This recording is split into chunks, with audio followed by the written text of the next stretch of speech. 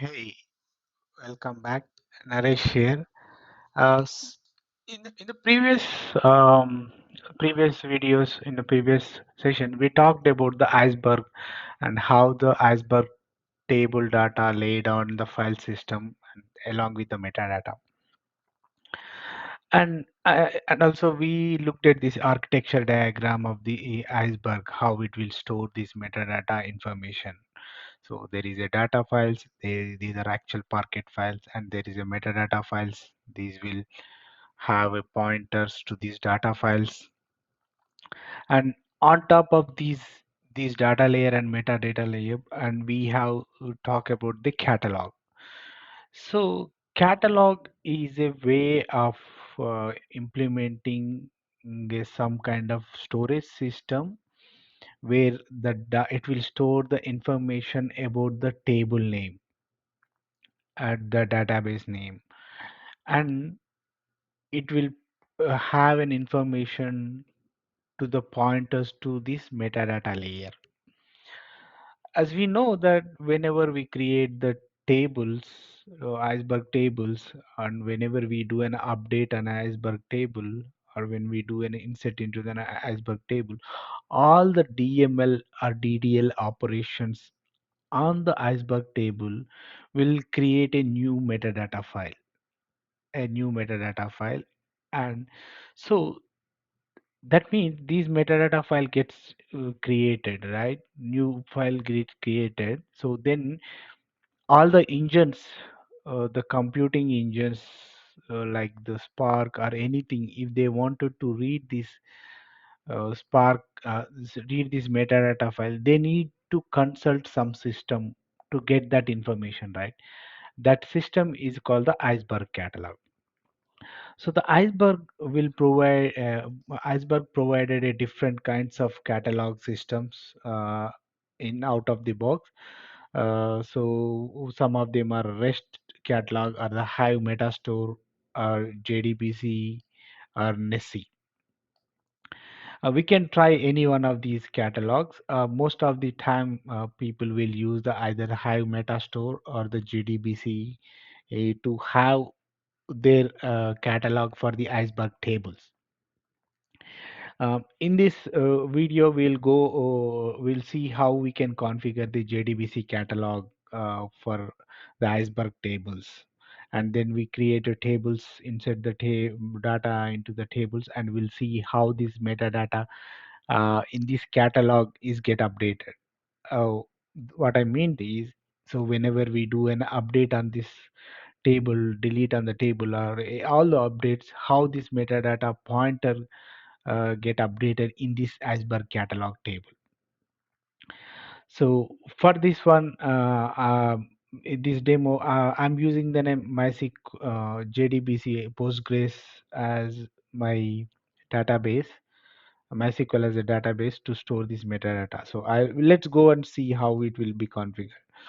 So this is our standard Iceberg table creation we have seen, and then in this Spark standard job where we have mentioned all these parameters like the catalog. So we are mentioning this session as a Spark session, and then we mention the catalog as a my catalog, the Iceberg catalog as that is pointing to the Spark catalog, and then implementation is the JDBC catalog. So if we see here in the Iceberg in the Iceberg catalog, we have seen Iceberg supports the different kinds of catalogs, right? So as I said, right, Iceberg is supporting a REST, Hive, or JDBC. So we are going with the JDBC catalog. So for that one, I have created a Postgres database in my local, and the Postgres is running is here in my local machine. And then I mentioned the Postgres connection details, URL, user ID, password. So these are the three different parameters we need to configure to use the JDBC as an Iceberg catalog.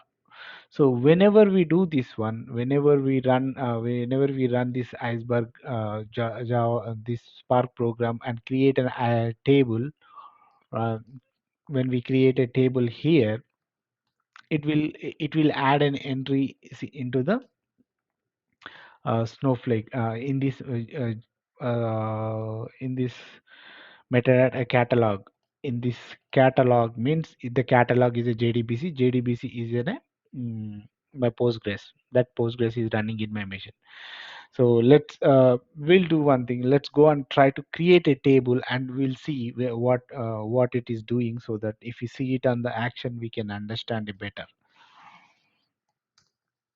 So let me go and create a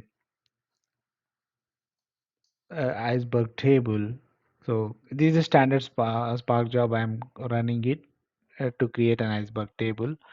So let's see. Yeah, now the table got created. So let's go and see what is there in this table. You see, it created an entry here. It's saying that the catalog name, that is what I configured in my Spark job. This is the catalog name, and the table name is this something it is created, and it is pointing to the metadata file that created as part of this metadata table creation. So we can also see that file location in my local. So this is the my Iceberg table. This is the where I am storing my data. This I'm using the menu. I will explain about this one in the next video. And then it's created a table, and it's created these directory structures, and it's pointing to this file location. So whatever the file location we are seeing it here is the mm, same table we are the same location we are seeing. The path, like the S3 path, Iceberg trips, metadata, and it's pointed to this latest file. So this is the latest meta file. So when I created the table first time, it created an entry in this metadata directory, and I updated that entry location is here. So let's go and do some insert into the table, and we will see how it will going to update this metadata location. So for this demo, let me take this path of this when we created first time table created that first time, that is the path. When this time we are going to insert some data into the table using some the data set. Let's see if this is going to change. And also there is going to create a new files, metadata files here, and we will that metadata point, the path of this file, new files get created, will updated in this meta in this Iceberg tables. So let me go and run this one.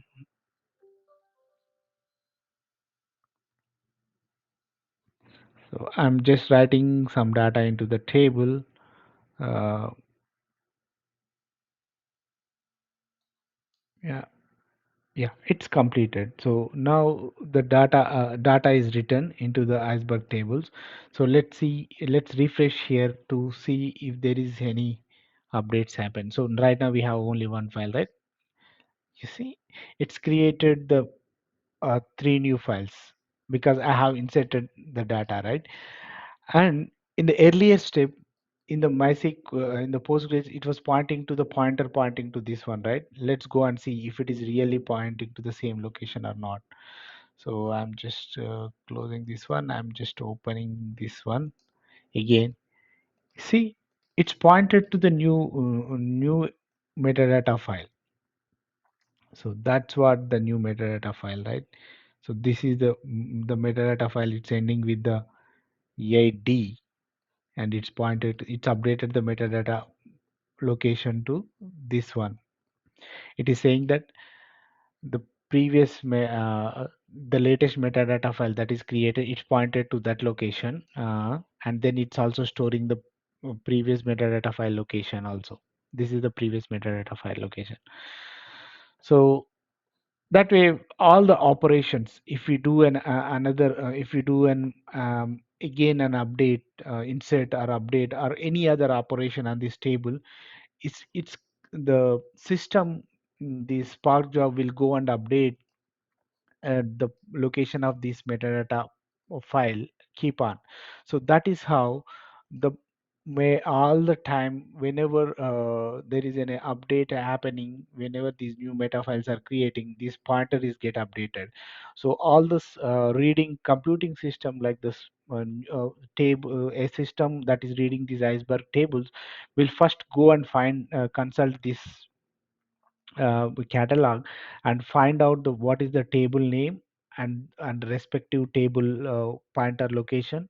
So it will find out that okay, this is where the metadata files is available uh, for this table trips table. This is where the latest metadata file is available, and it will go and it will read that metadata file, and that metadata file will have a pointers to the previous snapshot that's created as part of the tables. Like in this diagram, if you see, if we have the first, when the table created, it says snapshot 0 created. When I do insert it, snapshot 1 inserted, and it will have the snapshot details of S0 and S1 with the new in this new metadata file. This is how the Iceberg will maintain all the metadata cataloging information in this location. In this example, I'm using a JDBC as a catalog, but we can use a different other catalogs supported by the uh, supported by the catalog. Either you can have the REST or high meta storage JDBC or NESI. But for our use case, for our demo, I have used the JDBC as a catalog. I hope you enjoyed this video. I'll come up with a more details, more internals of this Iceberg in my next video. Thank you for tuning into this my video. Bye bye.